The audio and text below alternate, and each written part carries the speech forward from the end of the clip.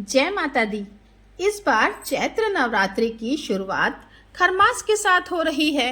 ज्योतिष शास्त्र में खरमास को किसी भी शुभ मांगलिक कार्य के लिए ठीक नहीं माना जाता है और इस समय सूर्यदेव की चाल धीमी पड़ जाती है।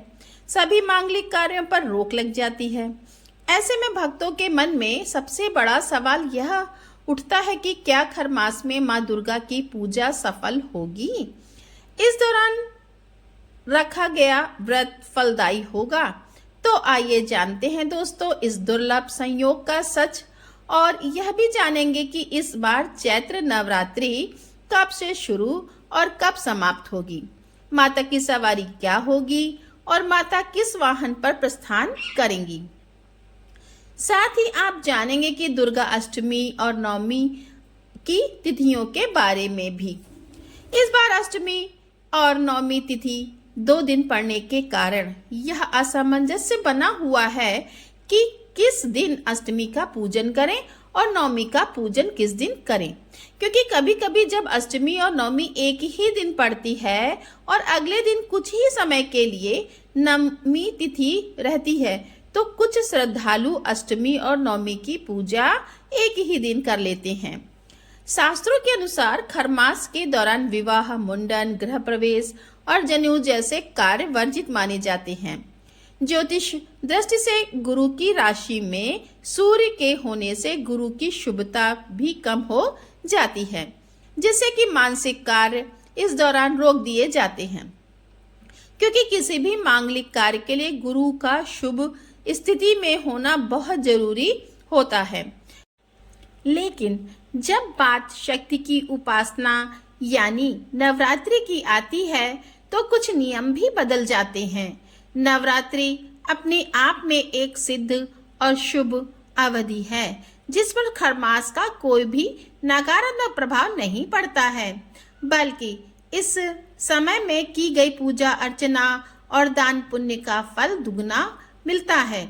इसलिए आप बिना किसी डर के व्रत रख सकते हैं, घट स्थापना कर सकते हैं, लेकिन भूलकर भी नवरात्रि के दिनों में इस बार कुछ काम ऐसे हैं जो करने से बचना चाहिए। हालांकि ये सब अपनी अपनी श्रद्धा पर भी निर्भर करता है।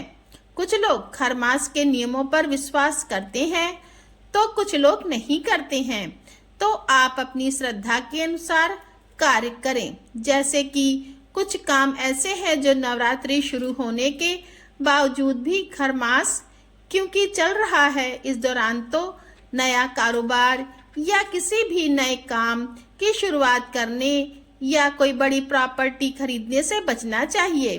इस बार नवरात्रि के दौरान सगाई या शादी की तारीख पक्की करने से बचें। खरमास समाप्त होने तक इस कार्य को टाल सकते हैं।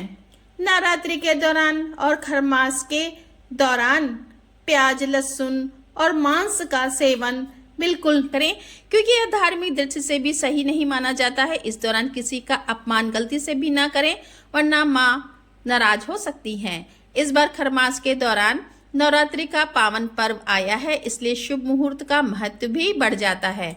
और इस बार आप अगर अभिजीत मुहूर्त में कलश की स्थापना करें तो सबसे ज्यादा सही रहेगा। अगर आप खरमास के दोषों को पूरी तरह से समाप्त करना चाहते हैं तो पूजा की शुरुआत भगवान श्री गणेश के साथ साथ सूर्य देव को अर्घ्य देकर करें। नवरात्रि के पहले दिन अपने घर के मुख्य द्वार पर तोरण बंधनवार बांध सकते हैं। ताजे आम के या फिर अशोक के पत्तों का तोरण आप अपने घर के द्वार पर लगा सकते हैं। ऐसा करने से न केवल घर की नकारात्मक ऊर्जा दूर होती है, बल्कि घर में सकारात्मक ऊर्जा भी प्रवेश करती है।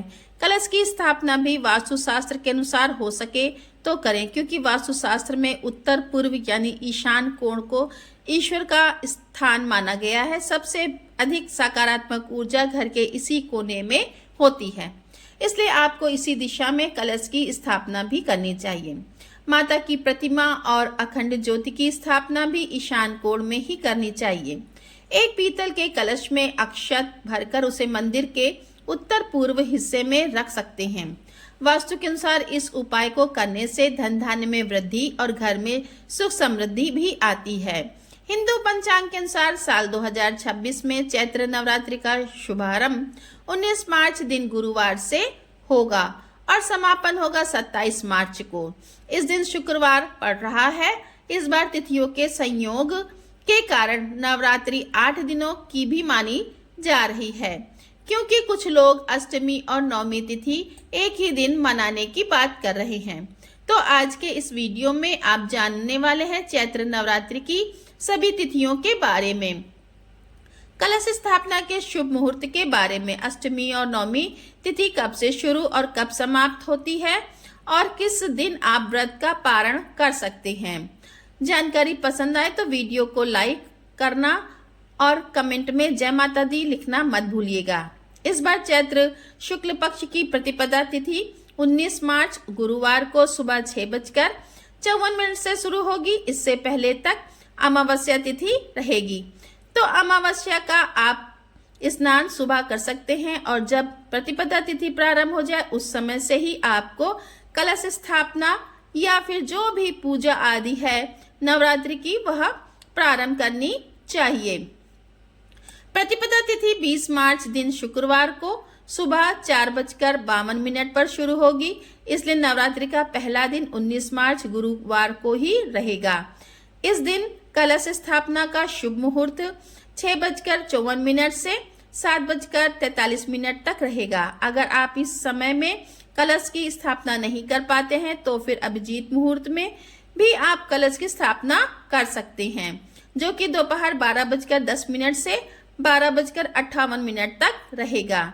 अष्टमी तिथि प्रारंभ होगी 25 मार्च दिन बुधवार को दोपहर 1:51 से और अष्टमी तिथि का समापन होगा 26 मार्च दिन गुरुवार को सुबह 11:49 तक। इसके बाद में नवमी तिथि प्रारंभ हो जाएगी। ऐसे में जो लोग अष्टमी और नवमी एक ही दिन मानने की बात कर रहे हैं वे 26 मार्च गुरुवार को अष्टमी और नवमी की पूजा करके कन्या पूजन कर सकते हैं। अगर आपके यहाँ पर अष्टमी के दिन कन्या पूजन होता है तो सप्तमी तिथि को व्रत रखकर अष्टमी तिथि गुरुवार को सुबह 11:49 पर आप कन्या पूजन कर सकते हैं। अष्टमी तिथि के अंदर अंदर कन्या पूजन कर लेना चाहिए और नवमी तिथि 26 मार्च गुरुवार को सुबह 11:50 से शुरू हो रही है और 27 मार्च शुक्रवार को सुबह 10:07 तक नवमी तिथि रहेगी। इसके बाद दसवीं तिथि लग जाएगी। ऐसे में जो लोग एक ही दिन यानी 26 मार्च गुरुवार को ही अष्टमी और नवमी मनाने की बात कर रहे हैं वे 26 मार्च गुरुवार को सुबह 11:50 से लेकर 12:30 तक दोपहर में कन्या पूजन कर सकते हैं, यानी नवमी का कन्या पूजन कर सकते हैं। इसके अलावा गुरुवार को शाम के समय भी सूर्यास्त से पहले पहले आप कन्या पूजन कर सकते हैं। और जो लोग 27 मार्च को ही नवमी मनाना चाहते हैं, हिंदू पंचांग के अनुसार वैष्णवी नवमी 27 मार्च दिन शुक्रवार की ही रहेगी। अगर आप इस दिन नवमी मनाना चाहते हैं तो नवमी तिथि समाप्त होने से पहले पहले आप कन्या पूजन कर सकते हैं। यह थी आज की वीडियो। उम्मीद है आपको पसंद आई होगी। अगर अच्छी लगी तो वीडियो को लाइक कमेंट करना मत भूलिएगा। राधे राधे, जय माता दी।